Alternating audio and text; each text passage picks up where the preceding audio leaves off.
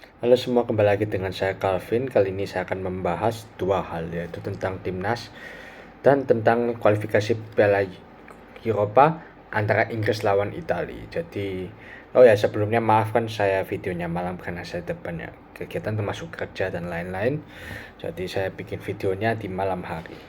Jadi yang pertama saya membahas dulu itu Inggris lawan Italia aja. Di Euro itu Inggris menurunkan ya pemain terbaiknya. Kita lihat line up dulu: Pickford, Walker, Johnstone, Harry Maguire yang dipasang terus satu Southgate. Sudah jarang main di MU, masih ada dimainin. Memang anak kesayangan Southgate. Trippier, Calvin Phillips, Calvin Phillips juga. Ini juga jarang main di City, masih ada dimainin. Declan Rice, Phil Foden, Jude Bellingham, Rashford, sama Harry Kane. Italia ya kipernya Gianluigi Donnarumma. Ya mungkin benar masih yang terbaik ya, walaupun sekarang dapat saingan dari Vicario yang bermain baik di Tottenham alias ayam sayur. Kemudian Udogi ini sopo meneh. ACRB Ska Udogi. Pemain Tottenham. Scalvini, Acerbi, Di Lorenzo, Barella, Cristante, Fratesi, Faraone, Stelpen El Sarawi. Itu dia, panggilannya Faraone ya. Scamacca sama Berardi. Ya ini line up-nya kebanyakan ini katanya pemain muda ya. Di Lorenzo gak muda sih, Di Lorenzo. Berarti ini ya banyak senior juga sih, nggak mudah semua.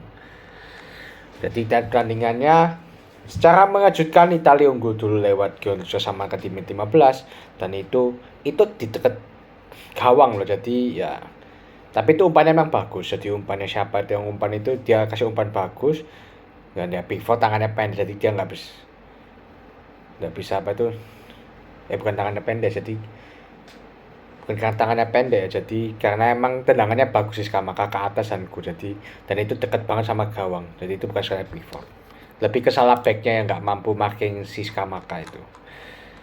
Tapi kemudian Inggris nggak lama berselang 17 menit dapat penalti di menit 32. Harry Kane bisa cetak gol di menit 32 juga. Itu siapa itu dilanggar itu, aku lupa juga. Kemudian Marcus Rashford cetak gol indah. Jadi dia soloran, dia cut in dan dia cetak gol, karena itu luar biasa gol itu, kiper manapun nggak bisa save. Dan yang terakhir itu paling lawak, jadi itu back-backnya Italia itu lawak banget.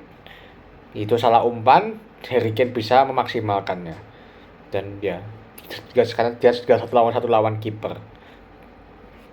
Emang striker itu ya salah satu striker terbaik yang dimiliki oleh Inggris ya, dan ya Donnarumma nggak bisa apa-apa juga, yang katanya kiper terbaik malah lawas sekarang juga, kebobolan 3 gol.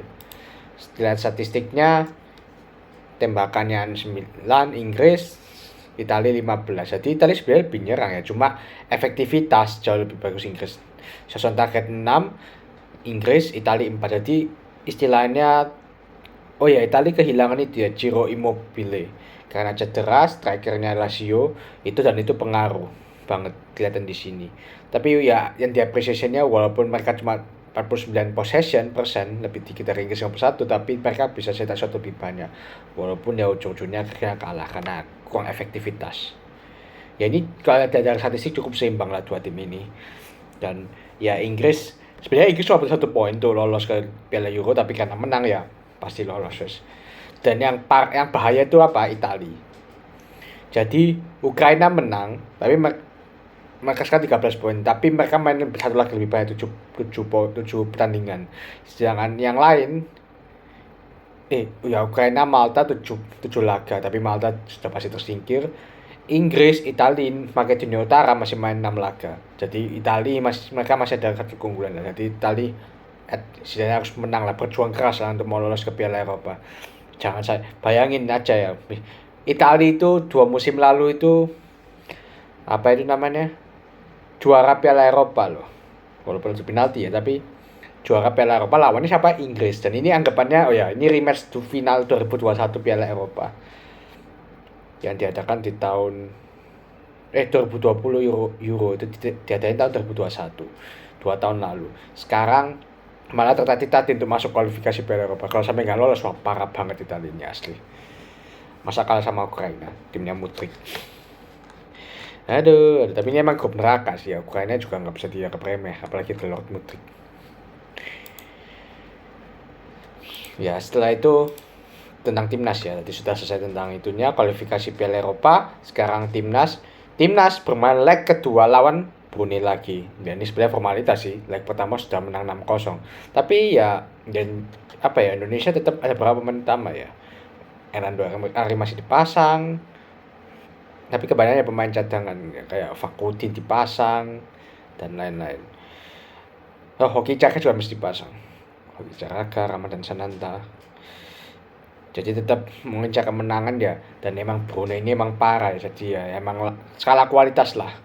Dia menit awal itu sudah gol, dan itu golnya dari tiang jaraknya dekat dengan kiper dan kipernya cuma melongo dan gol.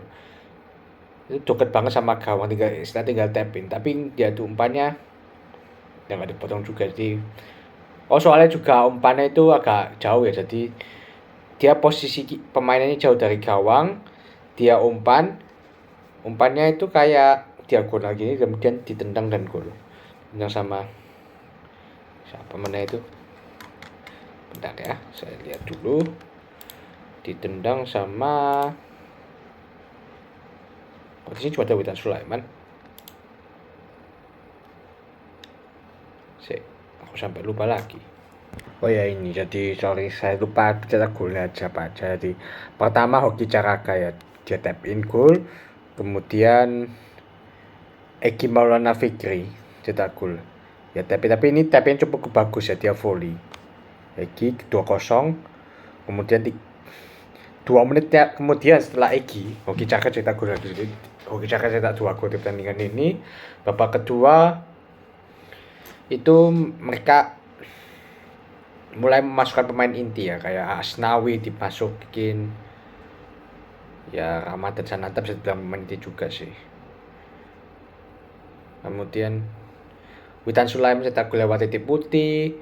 Kemudian Rizky Ridho cetak gol juga, kalau nggak salah jarak jauh ya, aku lupa.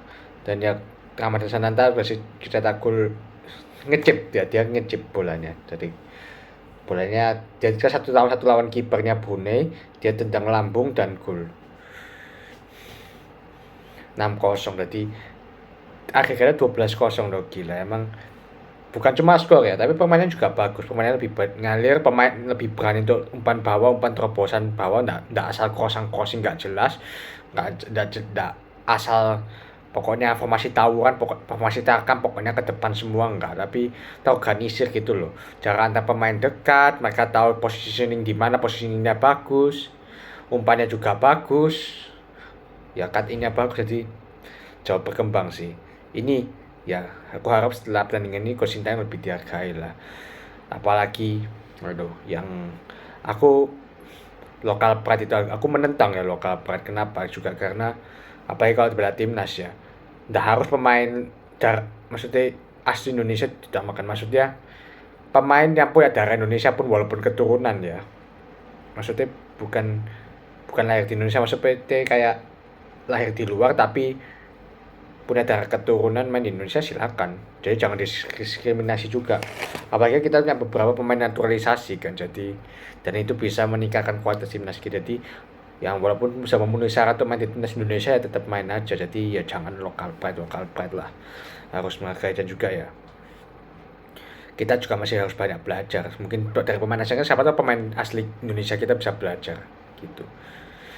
Jadi ya selamat bagi timnas Indonesia menang 12-0, yaitu pencapaian luar biasa. Walaupun lawannya emang lemah, tapi bisa menang 2 leg 12-0 itu sangat luar biasa. Dan itu akan mungkin masuk buku sejarah juga gitu. Itu sih dari saya. Terima kasih sudah menonton.